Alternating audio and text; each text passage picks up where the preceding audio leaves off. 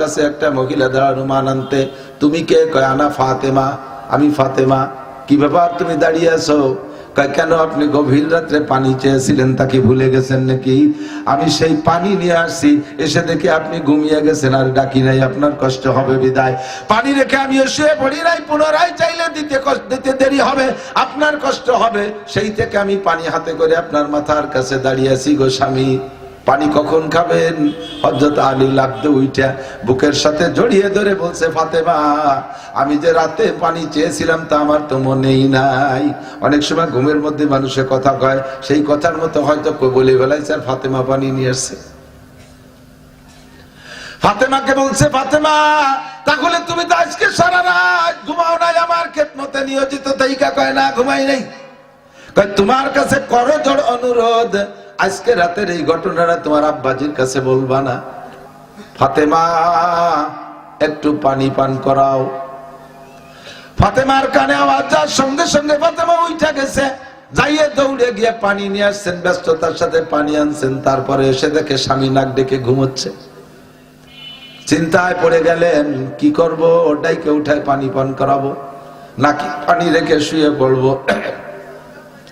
দ্বিমুখী হয়ে গেলেন। চিন্তা করলেন, যদি আমি এখন ডাইকা ঘুম ভাঙ্গাইয়া পানি পান করাই, সারাদিন পরিশ্রম করা মানুষ, পরিশ্রান্ত ক্লান্ত মানুষ, তার তাজা ঘুম, কাঁচা ঘুম, এই ঘুম ভাঙ্গায় পানি পান করাইলে কষ্ট হবে, কাজেই থাক, ডাকা যাবে না। তাহলে কি পানি রেখে শুয়ে পড়বো? পানি রেখে যদি শুয়ে পড়ি, আবার আমার যদি কড়া ঘুম এসে যায়, সেই ঘুমের ভিতরে ডাক দিলে যদি পানি না দিতে পারি, স্বামীর কষ্ট হবে। থাক, আজকে বহু ঘুমাইছি, জীবনে অনেক ঘুমাইছি, আজকে ঘুম হবে না। পানির গিলাস হাতে করে হযরত আলীর মাথার কাছে দাঁড়িয়ে আছে। দাঁড়িয়ে থাকতে থাকতে রাতের মধ্যে আর আলী ওঠে নাই। ফজরের আজান বিলাল যখন মসজিদে নববীতে আজান দিয়েছে, হযরত আলীর কানে আজানের আওয়াজ গেলে আলী চোখ খুলে ফেলছেন। বাম পাশে হাত দিয়ে দেখে হযরত ফাতেমা নাই। চোখ খুলে দেখে মাথার কাছে একটা মহিলা দাঁড়ানো, মান আনতে। তুমি কে? কয় আনা ফাতেমা, আমি ফাতেমা। কি ব্যাপার তুমি দাঁড়িয়ে আছো? কয় কেন, আপনি গভীর রাত্রে পানি চেয়েছিলেন, তাকে ভুলে গেছেন নাকি? আমি সেই পানি নিয়ে আসছি, এসে দেখে আপনি ঘুমিয়ে গেছেন, আর ডাকি নাই, আপনার কষ্ট হবে বিদায়। পানি রেখে আমিও শুয়ে পড়ি নাই, পুনরায় চাইলে দিতে দেরি হবে, আপনার কষ্ট হবে, সেই থেকে আমি পানি হাতে করে আপনার মাথার কাছে দাঁড়িয়ে আছি গো স্বামী। পানি কখন খাবেন? হযরত আলী লাগতে উইটা বুকের সাথে জড়িয়ে ধরে বলছে, ফাতেমা, আমি যে রাতে পানি চেয়েছিলাম তা আমার তো মনেই নাই। অনেক সময় ঘুমের মধ্যে মানুষের কথা কয়, সেই কথার মতো হয়তো বলে বেলাইছে, আর ফাতেমা পানি নিয়ে আসছে। ফাতেমাকে বলছে, ফাতেমা, তাহলে তুমি তো আজকে সারা রাত ঘুমাও নাই, আমার খেদমতে নিয়োজিত তাইকা? কয় না, ঘুমাই নাই। কয় তোমার কাছে করজোড় অনুরোধ, আজকে রাতের এই ঘটনাটা তোমার আব্বাজির কাছে বলবা না। ফাতেমা কয়, কথা বলার কি আছে, আপনি তো স্বামী, আমার কাছে খেদমত পাবেন, সেই খেদমতে আমি আসছি, এটা আব্বার কাছে বলার কি আছে? বললেই বা অসুবিধে কি? আমার আব্বা তো আর অন্য আব্বার মতো না, আমার আব্বা তো আমাকে আপনার এই খেদমতের জন্য পাঠিয়েছে। কয় না ফাতেমা, তারপরে তুমি বলবা না? যদি বিশ্বনবী শোনে আমি তোমাকে এইভাবে সারা রাতটা ঘুমাইতে দেই নাই, তাহলে আমাকে ডেকে ধিক্কার দেবে। আলী, আমার এত কলিজার টুকরা সন্তান মেয়েটাকে তুমি স্ত্রী হিসেবে এভাবেই কি ব্যবহার করো? তুমি ঘুমাইছো, আমার মেয়েরে ঘুমাইতে দাও নাই, কষ্ট পাবে, নবী আমারে ধিক্কার দেবে। তুমি বলো ফাতেমা, বলবা না? ফাতেমা কয়, আল্লাহর কসম, আমি জীবনে কোনোদিন আব্বার কাছে বলবো না, আপনি নিশ্চিত থাকেন। এই অভয় যখন ফাতেমা দিয়েছে আলীকে, হযরত আলী সঙ্গে সঙ্গে দোয়া করছে, রব্বি জাআল ফাতেমাতি সাইয়্যিদাতা নিসাই আহলিল জান্নাহ, আল্লাহ তুমি আমার ফাতেমাকে জান্নাতি নারীদের নেত্রী বানাই দিও।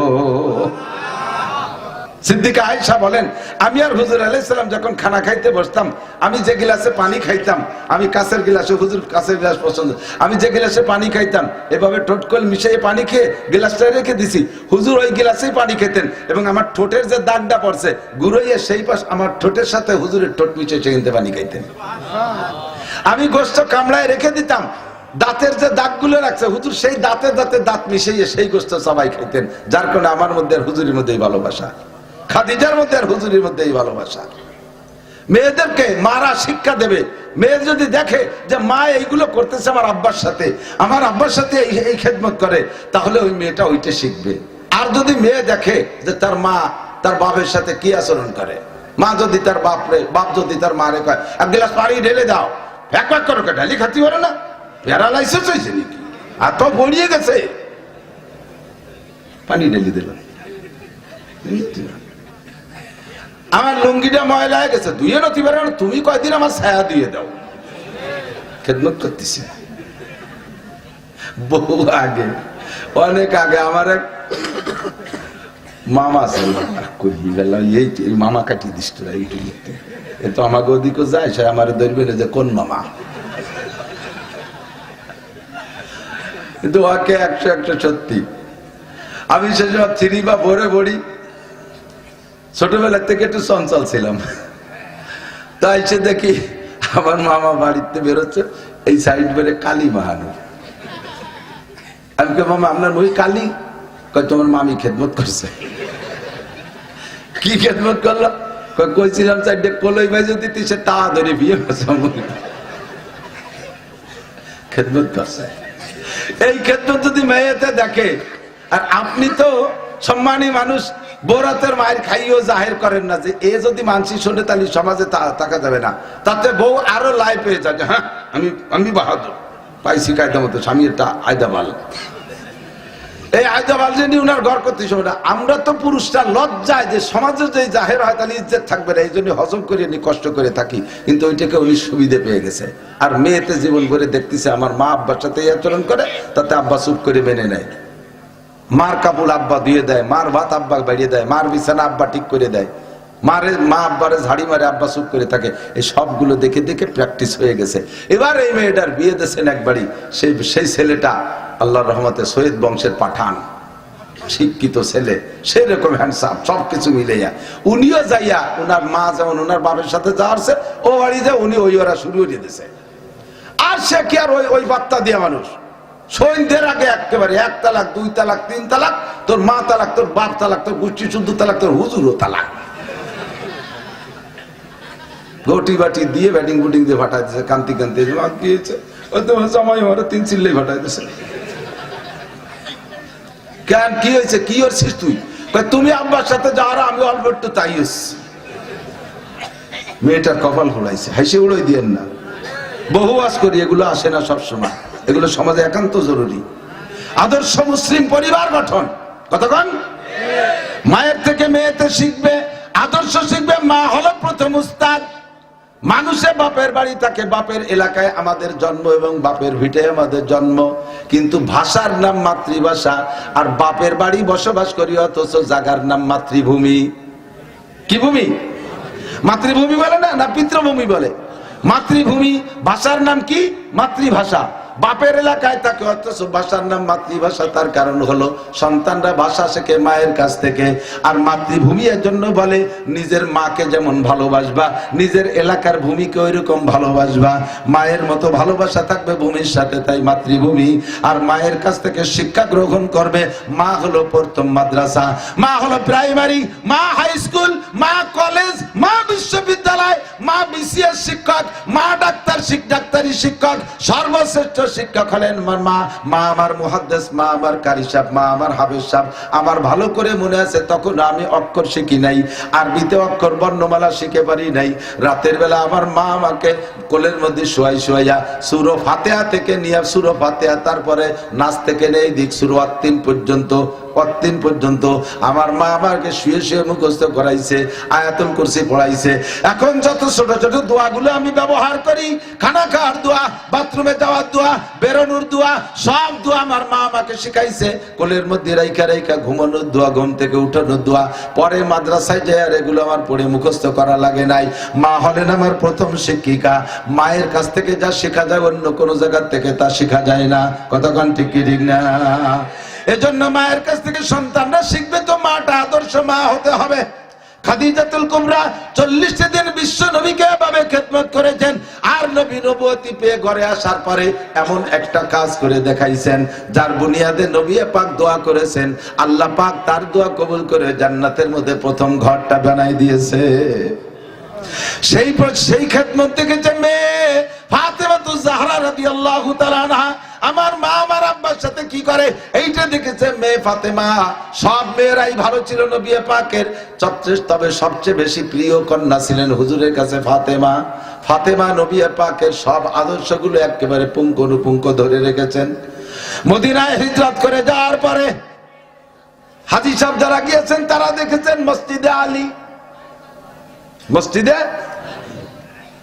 মসজিদে বিলালের দিক যাইতে ওই জায়গাতে বড় সাহাবাদের কয়েকজনের নামে ছোট ছোট মসজিদ আছে। মসজিদে আবু বকর, মসজিদে ওমর, মসজিদে আলী, মসজিদে উসমান, ছোট ছোট। এখন ভেঙে সমান করে ফেলাইছে। এখন একটা মসজিদই আছে সম্ভবত, মসজিদে ওমর আছে একটা, এটা একটু সুন্দর করে করছে। তো ওই মসজিদে আলী যে জায়গা, ওই জায়গা হযরত আলীর বাড়ি। এই চারটে মসজিদ কেন? ওনাদের বাড়ি ওই জায়গা ছিল, পরে উন্ডা ওইগুলো ওনাদের ইন্তেকালের পরে ধীরে ধীরে সেই জায়গাটারে মসজিদ বানাই দেয়, ছোট ছোট পাঞ্জেগানা মসজিদ। হযরত আলী রাদিয়াল্লাহু তাআলা আনহুর বাড়ি সেই জায়গা এখন মসজিদে আলী, ওই জায়গা হযরত আলীর বাড়ি। মসজিদে নববীর পাশ দিয়ে বিশাল ফাঁকা জায়গা এখনো আছে, তখনও ছিল। এখন ছাতা বানাই দিয়েছে, ছাতা শাপলা ফুলের মতো ছাতা, এভাবে বন্ধ হয় আর এভাবে খুলে যায়, সুন্দর দেখতে, বড় সুন্দর। ফজরের নামাজ মসজিদে পড়েন সব সাহাবায়ে কেরাম। রাতে শুয়ে পড়ছেন ফাতেমা আর আলী। রাতের গভীর হয়ে গেছে, গভীর রাত্রে হযরত ফাতেমা হযরত আলী রাদিয়াল্লাহু তাআলা ডাক দিয়ে বলতেছেন, ইয়া ফাতেমা তু জিনি বিল মা, ফাতেমা একটু পানি পান করাও। ফাতেমার কানে আওয়াজ যাওয়ার সঙ্গে সঙ্গে ফাতেমা উঠে গেছে, যাইয়ে দৌড়ে গিয়ে পানি নিয়ে আসছেন, ব্যস্ততার সাথে পানি আনছেন। তারপরে এসে দেখে স্বামী নাক ডেকে ঘুমোচ্ছে। চিন্তায় পড়ে গেলেন, কি করব? ওটাইকে উঠায় পানি পান করাবো নাকি পানি রেখে শুয়ে পড়বো? দ্বিমুখী হয়ে গেলেন। চিন্তা করলেন, যদি আমি এখন ডাইকা ঘুম ভাঙ্গায়া পানি পান করাই, সারাদিন পরিশ্রম করা মানুষ, পরিশ্রান্ত ক্লান্ত মানুষ, তার তাজা ঘুম, কাঁচা ঘুম, এই ঘুম ভাঙ্গায়া পানি পান করাইলে কষ্ট হবে, কাজেই থাক, ডাকা যাবে না। তাহলে কি পানি রেখে শুয়ে পড়বো? পানি রেখে যদি শুয়ে পড়ি, আবার আমার যদি কড়া ঘুম এসে যায়, সেই ঘুমের ভিতরে ডাক দিলে যদি পানি না দিতে পারি, স্বামীর কষ্ট হবে। থাক, আজকে বহু ঘুমাইছি, জীবনে অনেক ঘুমাইছি, আজকে ঘুম হবে না। পানির গিলাস হাতে করে হযরত আলীর মাথার কাছে দাঁড়িয়ে আছে। দাঁড়িয়ে থাকতে থাকতে রাতের মধ্যে আর আলী ওঠে নাই। ফজরের আজান বিলাল যখন মসজিদে নববীতে আজান দিয়েছে, হযরত আলীর কানে আজানের আওয়াজ গেলে আলী চোখ খুলে ফেলছেন। বাম পাশে হাত দিয়ে দেখে হযরত ফাতেমা নাই। চোখ খুলে দেখে মাথার কাছে একটা মহিলা দাঁড়ানো। মান আনতে, তুমি কে? কয় আনা ফাতেমা, আমি ফাতেমা। কি ব্যাপার, তুমি দাঁড়িয়ে আছো? কয় কেন, আপনি গভীর রাত্রে পানি চেয়েছিলেন, তাকে ভুলে গেছেন নাকি? আমি সেই পানি নিয়ে আসছি, এসে দেখে আপনি ঘুমিয়ে গেছেন, আর ডাকি নাই, আপনার কষ্ট হবে বিদায়। পানি রেখে আমি শুয়ে পড়ি নাই, পুনরায় চাইলে দিতে দেরি হবে, আপনার কষ্ট হবে, সেই থেকে আমি পানি হাতে করে আপনার মাথার কাছে দাঁড়িয়ে আছি গো স্বামী। পানি কখন খাবেন? হযরত আলী লাগতে উইঠা বুকের সাথে জড়িয়ে ধরে বলছে, ফাতেমা, আমি যে রাতে পানি চেয়েছিলাম তা আমার তো মনেই নাই। অনেক সময় ঘুমের মধ্যে মানুষে কথা কয়, সেই কথার মতো হয়তো বলে বেলাইছে, আর ফাতেমা পানি নিয়ে এসছে।